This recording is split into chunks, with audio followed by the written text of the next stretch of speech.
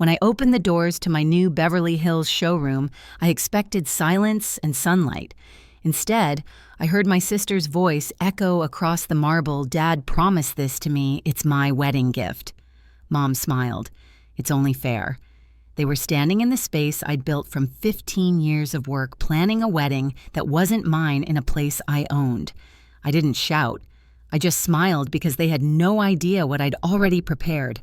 Before I tell you what happened next, ask yourself this. What would you do if your own family tried to steal your life's work? I wasn't born into wealth. The Crawfords had comfort, steady jobs, a decent home, but not the kind of money that built dreams in marble and glass. That came later after years of me sketching dresses on grocery receipts and staying up till 3 a.m. sewing under a flickering kitchen light. While other kids spent their summers at the lake, I spent mine learning pattern cuts from thrifted gowns. By 25, I was designing for a luxury house in New York. By 35, I'd left to start my own line, Rebecca Atelier, a brand that believed elegance didn't have to scream to be seen. The showroom was supposed to be my victory lap. 3 floors of glass, ivory, stone, and soft light right in the heart of Beverly Hills. Every inch of it carried a piece of me, the hand-carved oak counter, the gold stitching on the curtains, the scent of sandalwood and clean cotton I'd chosen to calm nervous clients. I wanted it to feel like power and peace could coexist in one place. And after years of proving myself in boardrooms filled with men who thought fashion was frivolous, I'd finally done it. But family never let me stay in peace for long. Rachel, my younger sister, was the opposite of everything I'd had to become. Free-spirited, impulsive, always finding herself through new jobs and failed side hustles. Our parents treated her like glass. They said she just needed time support encouragement. Support usually meant my money, my contacts, my name on the lease she couldn't afford. When I refused, I was selfish. When I agreed, I was cold about it. I'd stopped trying to win that game years ago. Still, a part of me wanted to believe time had changed us. When I sent out the invitations for my housewarming, I included them all. Rachel, Mom, Dad. It wasn't about forgiveness. It was about closure. Maybe if they saw what I'd built, they'd finally understand that I wasn't the problem child. I was just the one who stopped waiting for approval. 2 weeks before the opening, I took my best friend Sarah to see the nearly finished showroom. She'd been with me since design school, the voice of reason when I lost myself in deadlines. "It's beautiful," she said, running her hand across the silk drape near the window. "Feels like you finally built something no one can take from you." I laughed a little too quickly. "Let's hope they don't try." Sarah smiled. "They will, you just won't let them win this time." Later that evening, I got a text from Mom. "Your sister's engagement dinner is next week. Hope you'll come, it's her big moment." I replied, "Of course." Simple, polite, restrained, the way I'd learned to keep peace. She followed with, "You should see her designs. She's getting inspired by you." I froze. Designs? Mom sent a picture, a sketch of a wedding dress, delicate lace, elegant silhouette. It was good, too good, and the signature at the bottom, R. Crawford Atelier. I tried to convince myself it meant nothing. Maybe she was just playing around naming her Pinterest board. But deep down, something cold settled in my stomach. Rachel had always admired what I did. She'd also always believed admiration gave her access. That weekend, I stopped by our parents' house for Sunday lunch, hoping to clear the air before my event. The same house I'd grown up in, still smelling faintly of lemon polish and old carpet. Rachel was there laughing, showing Dad her phone. When she noticed me, her grin flickered but didn't fade. "Hey, superstar," she said, waving. "Guess what, I might launch my own mini collection." I smiled tightly. "That's ambitious." "Yeah, it's called R. Crawford Atelier." "Cool, right? Like a family legacy thing." Dad chuckled. "We think it's sweet she's following your path." "Sweet?" I asked. "Or confusing?" Rachel's tone sharpened. "Don't be territorial, Beck. You don't own creativity." Mom jumped in, voice sugar soft but cutting. "Rebecca, please don't make this into a competition. She looks up to you." And just like that, the familiar script replayed the one where I was too rigid, too proud, too something. When I left that afternoon, I sat in my car for 10 minutes staring at my reflection in the rearview mirror. The woman looking back at me wore calm like armor, but I could feel the storm building behind her eyes. I whispered to myself, boundaries aren't cruelty, they're survival. Then I started the engine. Over the next week, the tension thickened. Rachel posted sneak peeks of her upcoming bridal collection on Instagram, my designs recolored, renamed stolen. I messaged her privately, take them down. She replied with a heart emoji. Mom texted again, don't be harsh, it's just online buzz. And Dad called laughing, let her dream, Beck. You can afford to share a little spotlight. Share. That word stung more than insult, because what they saw as sharing was erasing. 2 days before the housewarming, I stayed late at the showroom finalizing lighting tests. The city outside was wrapped in gold dusk. My reflection shimmered in the glass walls like a ghost haunting her own success. For a moment, I imagined the laughter of guests, the soft music, the clinking of glasses, the night I'd finally celebrate without apology. I didn't know that by morning, that dream would belong to someone else. The first warning came on a Tuesday morning. Sarah burst into my office holding her phone like it was evidence.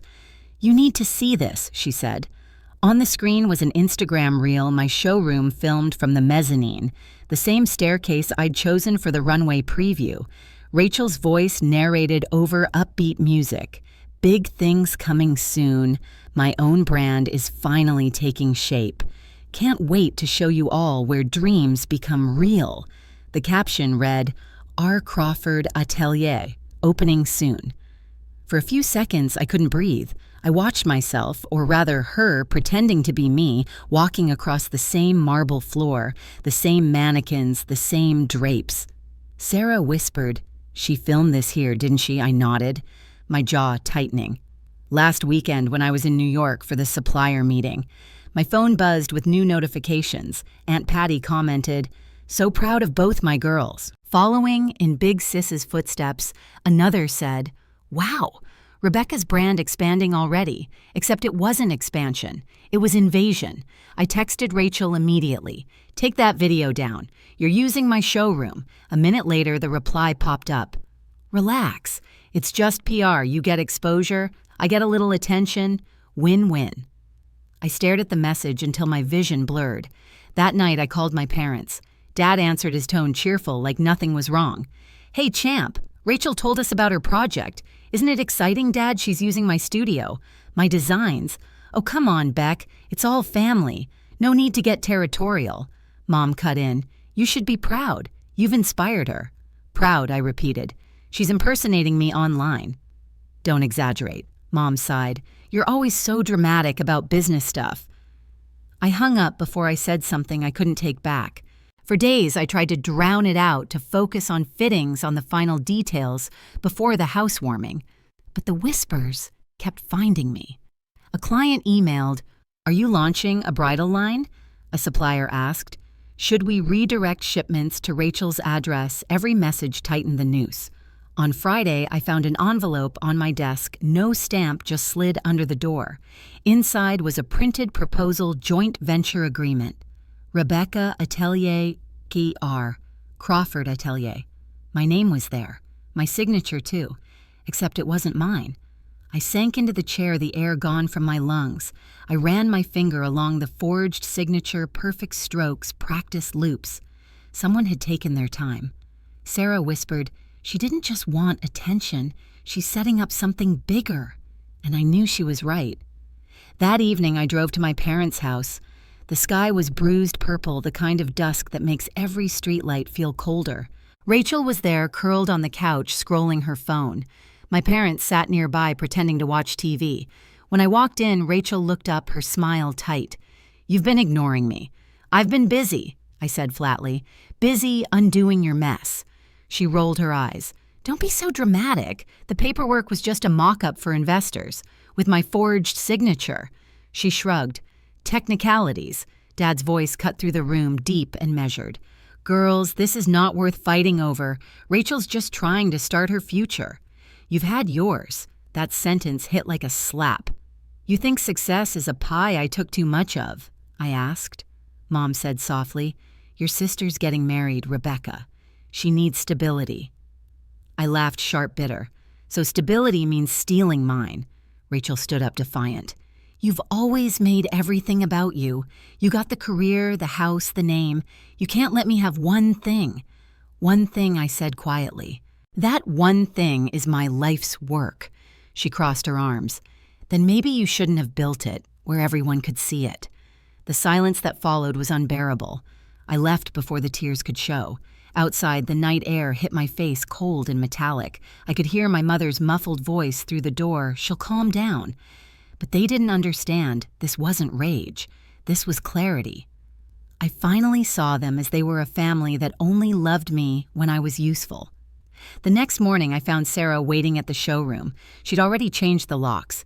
"You need boundaries, not apologies," she said simply. I nodded, still shaken. "Boundaries I can enforce." She smiled faintly. "Then start there." I walked through the showroom, running my hand along the marble counter. Everything smelled of lavender polish and fabric glue, my scent, my mark. Rachel wanted to claim this as her wedding gift, her stepping stone, but I had something stronger than sentiment. I had proof, and I was done staying quiet. The day before the housewarming, I drove to the showroom early. The air outside was sharp, the kind that makes every sound echo harder. From the parking lot, I could already hear voices inside, laughter, clinking glass, the soft hum of music. For a moment, I thought Sarah had arrived early with the event team. But when I opened the doors, the scent of fresh roses and champagne hit me first, followed by a voice that made my stomach drop. Rachel's. "White orchids across the main hall," she said, pointing toward the railing. "And the runway lights should be dimmer. We want something soft, romantic." I froze in the doorway. My own sister stood in the middle of my showroom wearing a pastel blazer, clipboard in hand, her wedding planner beside her, taking notes like this was her venue. My parents stood near the fitting room area, chatting with the caterer. "Rachel," I said quietly. She turned bright smile eyes sparkling. "Oh, you're early. What are you doing here?" She laughed softly like I'd asked the silliest question. "Final walkthrough. Mom and Dad told you, right?" My voice tightened. "Told me what? That this place?" She gestured around the chandeliers. "The ivory drapes, the marble floor still shining from yesterday's polish, is my wedding gift." Dad cleared his throat. Mom added gently, "It's only fair, Rebecca. You're always traveling barely here. This space is perfect for her to start her life." For a long moment, I couldn't move. It was like the air had turned thick, too heavy to breathe. I looked at each of them, my family standing in the space I built, deciding its fate without me. "This isn't a gift," I said finally, voice calm but cold. "It's my property. Every bill, every permit, every inch of this place was built with my name on it." Rachel crossed her arms, tilting her head in that old pitying way she used to when we were kids. "You don't need it, Beck. You live alone. You already have everything. Why not let someone else have a chance for once?" "A chance," I repeated. "You mean my life's work?" Dad sighed, stepping closer. "Don't make this ugly. We're doing this for family. Rachel's wedding is a new beginning, and you're stable enough to start over. That's what family does, shares." I let out a small, humorless laugh. "Shares? That's what you call taking what doesn't belong to you," Rachel frowned, her voice rising. "You're being dramatic. You don't even understand how important this is to me. Connor and I cut her off. "Connor doesn't get to live in a showroom I designed with my blood and sweat." Her expression hardened. "You think you're better than everyone. Always have." Mom stepped forward, her voice sharp beneath the sweetness. "Rebecca, please stop this. You're ruining what should be a happy day." I stared at her, at the woman who'd once punished me for a dress Rachel lost. It was all the same story, just with higher stakes. Without another word, I walked to the side table, opened my laptop, and pulled up the ownership documents. My hands didn't shake. I turned the screen toward them. "See this? Every permit, every payment, every design registered under my name. No co-owner, no transfer." Dad's voice dropped low and stern. "You can't do this to your sister." I looked straight at him. "I'm not the one doing anything." The silence that followed was the kind that rearranges everything like the first crack in glass before it shatters. Rachel's voice broke through it, trembling but full of venom. "You're heartless. I just wanted to start something beautiful, and you turned it into a war." I didn't respond. Instead, I reached for my phone and dialed Alex, my lawyer. Hi, it's Rebecca. Send me all the property files and brand certificates. I want printed copies by tonight and call the security team. Change every lock, every passcode. Effective immediately. Dad's face went red. You're crossing a line. I turned toward the door, my tone steady. The line was crossed when you decided I didn't deserve to keep what I built. No one moved. I stepped aside, gesturing toward the exit. You have 10 minutes to leave. After that, I'll consider it trespassing. Rachel's lips parted, stunned. Mom started to cry, whispering something about family, about forgiveness. But I didn't listen. I'd heard those words too many times before, always used to excuse what they took. They left slowly, one by one. Rachel glared at me as she passed tears streaking her mascara. Dad muttered something about losing sight of what matters. Mom turned back once more, eyes glossy, whispering, "You'll regret this." The door closed behind them with a soft click. For a few seconds, I stood perfectly still. Then I exhaled a shaky breath I didn't know I'd been holding. The room was silent again, my silent. I sat down on the staircase and stared out at the glass walls, the city beyond, glowing gold in the afternoon light. My chest felt hollow, but not empty, just quiet. The phone buzzed. Aunt Patty, then Uncle Mark, then a cousin I hadn't heard from in years. Each message the same chorus, family comes first. Don't be selfish, it's just a house. I set the phone face down. They didn't understand. It was never about the house. It was about being seen finally as someone who earned what she had. Outside, the sun began to dip behind the skyline, painting everything in amber. I stood, straightened my blazer, and whispered to the empty room, "If proof is what they need, then proof is what they'll get."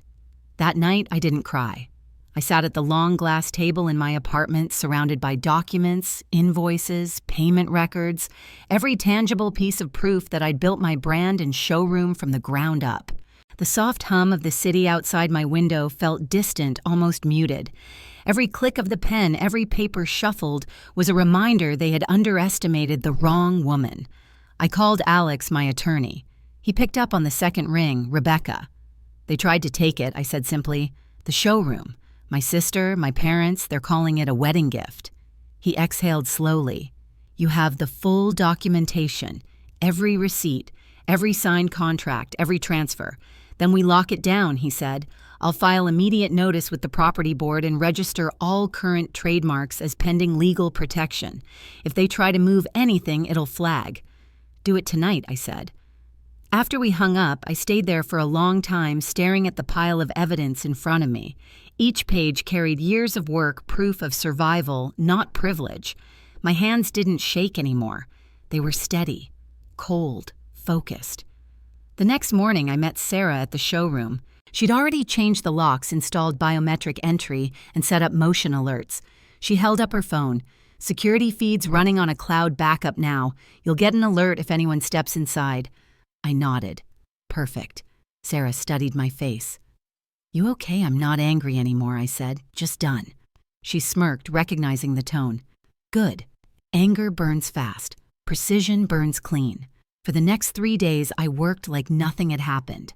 I reviewed designs, approved press invitations, double-checked lighting tests.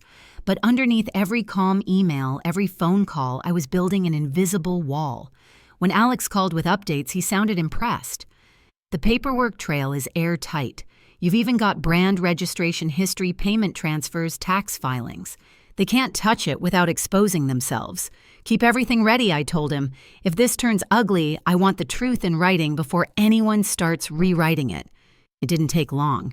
By Thursday, I started getting strange inquiries. A supplier asked if he should redirect fabric shipments to our Crawford atelier.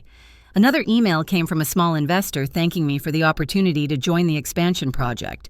Attached was a scanned contract complete with my digital signature. It wasn't mine.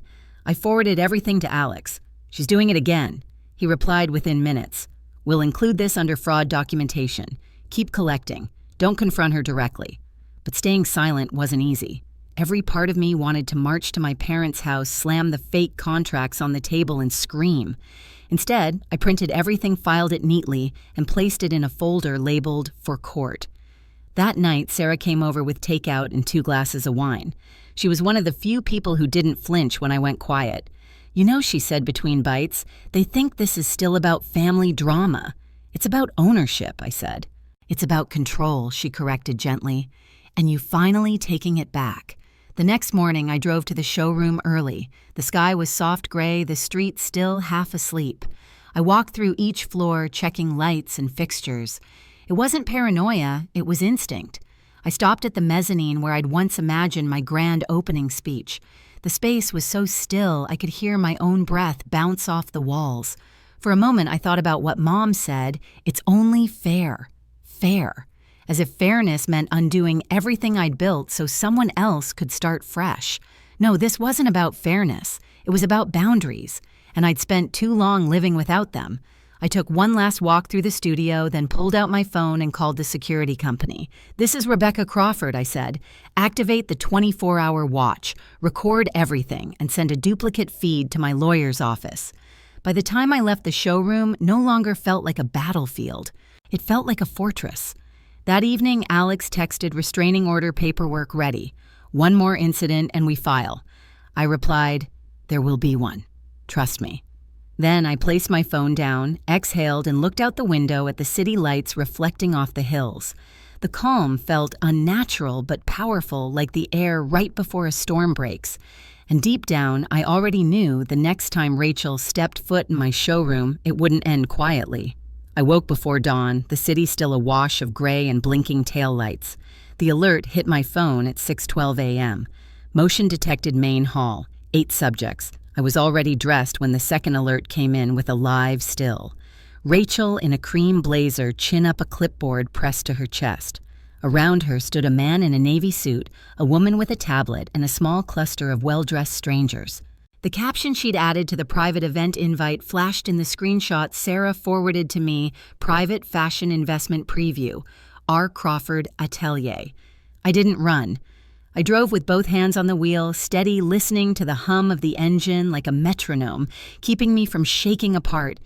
The security feed rolled on my dash screen, Rachel pacing the marble like a host, the group trailing her filming, nodding. She gestured toward the skylight, the mezzanine, the gold-stitched curtains, as if pointing to rooms in a childhood home. "Design is legacy," she was saying, voice bright.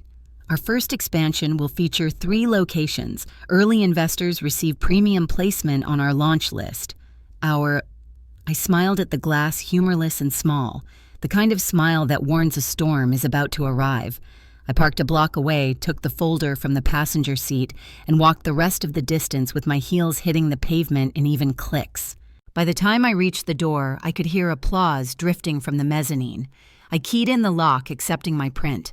The room smelled of lilies and new fabric, that clean electric scent of possibility. 8 heads turned as the doors closed softly behind me. Rachel's face flickered. Then she recovered. "There she is," she said, spreading her arms like we were partners on a stage. "Everyone meet Rebecca, my sister, the inspiration behind our brand." "Not our brand," I said. The man in navy extended a hand, half hesitant. "We were told this is a pre-launch walkthrough. It is—" Rachel cut in too fast. "A family venture." Let her finish," the woman with the tablet said, eyes narrowing as she studied me. I stepped forward slowly, heels whispering over the marble, and rested the folder on the display table. The morning before my housewarming, I said voice. Even I found my sister standing in my showroom. "She told me Dad promised this to me. It's my wedding gift." Mom nodded and said, "It's only fair." I didn't shout then. I don't need to shout now. Rachel laughed brittle. She looked at me, searching for soft ground. "She's overwhelmed. We all are." I lifted the first sheet and set it down. Lease agreement, my name alone. Next brand. Registration, dated, notarized. Next design licenses, payments, invoices. Each page slid across the glass with a quiet, certain sound. "I smiled," I said, lifting my gaze to the group because you had no idea what I'd already prepared. The woman with the tablet exhaled almost a laugh. "Those are hard copies. And here are the digital mirrors," I said, tapping my phone. "Time-stamped, backed up, and currently synced to my attorney and the financial investigator on this case." The man in navy looked at Rachel. "You said this was your brand." "It is." Rachel snapped, a tremor betraying her. We're sisters. We family doesn't equal ownership, I said quietly. If someone forged my signature in any contract you received, consider this your warning to withdraw. A hush washed across the mezzanine. Even the AC felt like it lowered its voice. Rachel's smile hardened. Rebecca, you can't do this in front of guests. You did this in front of guests, I said. She took a step toward me, chin angling up like it used to when we were children, and she wanted the last piece of cake. You have the career, you have the showroom, you have the name. Are you really going to deny me a chance at one day that feels like mine? I looked at her. Not around her, not past her the way I always had to avoid the guilt in her eyes, but right at her. You didn't ask for a day. You brought a crowd to a life you didn't build. Don't be cruel, she said, voice breaking. Dad promised doesn't sign a lease, I said. She threw her hands up. You're impossible. The woman with the tablet cleared her throat. Ms. Crawford, Rebecca, are you filing legal action? I filed documentation the night your first emails hit my inbox, I said. If you've wired funds, your banks will contact you. If you haven't, walk away knowing you just saved yourselves a headache. The man in navy checked his phone. His expression changed. He leaned toward the woman, whispering. A moment later, both of them stepped back from Rachel a hair's breadth, like the ground near her had grown too hot. My mother's voice rose from the stairs, floating into the hall. Rebecca, this is embarrassing. Lower your voice. We can talk like adults. I am talking like an adult, I said, turning toward the steps. My parents appeared side by side, both dressed in their church-best gilt pressed flat beneath polite expressions. An adult whose name is on every paper in this building. Family should share, Dad said, jaw tight. Family should respect, I answered. Can we please avoid making a scene? Mom's smile was the kind that never reached her eyes. Investors don't like drama. Investors don't like fraud either, I said. On my phone, a banner flashed. Entry ping. Paul Ramsey. Seconds later, a knock sounded at the door below, and uniformed officers stepped inside with the financial investigator behind them, badge visible, hands calm and open. Ms. Rebecca Crawford, he asked, eyes lifting to meet mine. Yes, he looked at the group. We received a report of potential brand impersonation and forged contracts sent to investors. We'd like to ask a few questions and secure any materials related to the alleged solicitation. Rachel laughed a wild, breathless sound. This is ridiculous. We're family. The investigator's face didn't change. Fraud isn't less illegal because it's familiar. Paul, this is a misunderstanding, my mom said. We're discussing a wedding venue. In a registered commercial showroom, he noted, scanning the space where investment materials are being presented.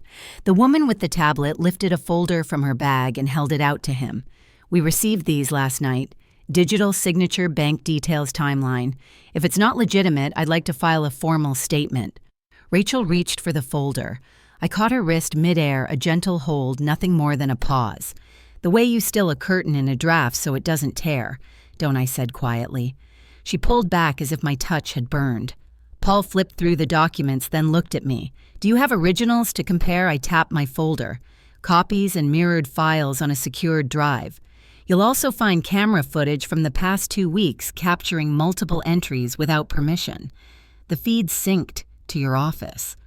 Sarah appeared at the top of the stairs like a shadow stepping into light phone already in hand. And I'm the authorized secondary on the security system. I can transfer the footage now. Rachel's face went through 3 expressions in one breath. Defiance, fear, calculation, and before she steadied on appeal. Beck, please, she said, voice softening, reaching for a script that had saved her 100 times. We're sisters. I felt the weight of the word, the pull of it, how it had bound me into silence for years. I remembered the vintage dress I'd been punished for losing when I was 15, the late-night transfers to help cover her rent, the way Mom would whisper, "Don't make her feel small." I remembered all the times I'd swallowed my own voice to keep the peace. I know, I said. I know exactly what we are. The man in navy checked his phone again and looked at Rachel, then at me. I'll be withdrawing my interest, he said, voice crisp. The woman with the tablet nodded, already drafting an email. One by one, the others edged away, polite murmurs, averted eyes, the kind of quiet that only shows up when truth tilts the room. The lilies smelled sharper all of a sudden, like sweetness had curdled. "Everyone, this is unnecessary," Dad said, voice rising. "You're ruining your sister's future." "She tried to start it with my name," I said. "That's not a future, that's theft." Paul nodded to one of the officers who positioned himself at the base of the stairs. "Ms. Rachel Crawford, I'll need you to come with us to answer some questions at the precinct." Rachel's mouth opened, then shut. She looked at Mom, then Dad, for a foothold that wasn't there. Mom reached for her hand. Dad didn't move. My sister's eyes met mine, glassy. "You could have talked to me." "I did," I said. "You told me it was PR." She looked away. "You'll regret this." "Maybe I said, but not today." The officers guided her toward the door. As she passed, she stopped in front of the table where the papers lay and glanced down at the pages, the signatures, the dates. For the first time that morning, she looked small. Their faces turned pale. The door closed behind them with a firm, final sound. The group dispersed in twos and threes, whispering shoes clicking on marble. Paul stayed reviewing a few more details with Sarah and me, process chain of custody, who would contact whom next. It was all so calm, almost boring in its neatness. Mom lingered at the bottom of the stairs, hands folded, eyes shining with a fury she tried to disguise as concern. "There were other ways," she said. "You didn't have to humiliate us." "I didn't humiliate you," I said. "You did that the moment you walked into my place and treated it like a prize table." Dad finally spoke, voice tight as a knot. "You always think you're better." "No," I said. "I think I'm finished apologizing for being competent." They left without hugging me, without touching anything. The lilies kept standing tall in their vases like they hadn't just witnessed a family fracture. Up on the mezzanine, I gathered the papers back into a neat stack. My hands remembered every line, every signature, like reading an old map of a place I'd built with my own feet. Sarah stepped beside me and bumped her shoulder lightly against mine. "You okay?" "I'm steady," I said.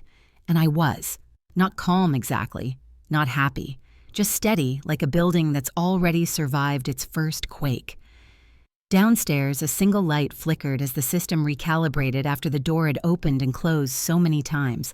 I watched the reflection of the city move along the glass, a slow ribbon of brightness that didn't ask permission to exist. Before we locked up, I walked to the center of the room and looked up at the skylight. It was the same view I'd shown 100 clients' skylight possibility. For years, I'd told women to claim the space they took up, to stop shrinking to make others comfortable. Today, I'd finally listened to my own advice. "Let's send the full packet to Alex," I said. "And then, let's get back to work." Sarah nodded. "We still have a housewarming." "Yes," I said, allowing myself the smallest smile. "We do." 6 months later, the skylight over my showroom glowed with winter light. The housewarming never happened, but something better took its place. A relaunch. Cameras flashed, guests drifted through with glasses of champagne, and a new banner hung above the entrance. Rebecca Atelier Reclaimed. Reimagined. People thought the name was poetic. I knew it was literal. Rachel had taken a plea deal. Fraud, forgery, false representation, 3 years probation, community service restitution. My parents had been fined for signing false guarantor papers. The tabloids had chewed on the story for weeks. Sister steals fashion empire from her own bloodline. It was messy, humiliating, and for the first time in my life, I didn't feel the urge to fix it. Sometimes silence is the cleanest kind of closure. The day she was sentenced, a letter arrived. It was handwritten, folded twice, smudged at the edges. "Beck, I don't expect you to forgive me. I just hope my daughter grows up knowing the woman who finally stopped the cycle. You didn't destroy the family. You saved what was left of it. Rachel." I kept the letter in my desk drawer beside the first design sketch I ever drew. Not to mourn, to remember. Mom called once after that. Dad didn't. I didn't block the number, but I didn't answer either. Some bridges don't need to burn. They just crumble quietly when you stop walking across them. Sarah and I stood by the mezzanine railing, watching the new collection glimmer under the spotlights. The crowd below looked up at the displays like they were something sacred. "Feels different," Sarah said. "Lighter." "It should," I said. "No ghosts left." She smiled. "And no uninvited guests." We laughed soft, easy, the kind of laugh that doesn't hide pain anymore. As the evening faded, I stepped outside. The Beverly Hills air was crisp, carrying the faint hum of traffic and distant music.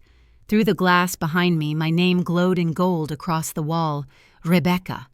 Not a family heirloom, not a shared dream, mine. I thought about that day months ago when my mother said, "You'll regret this." She was wrong. Regret is what happens when you stay silent. I chose something else, peace.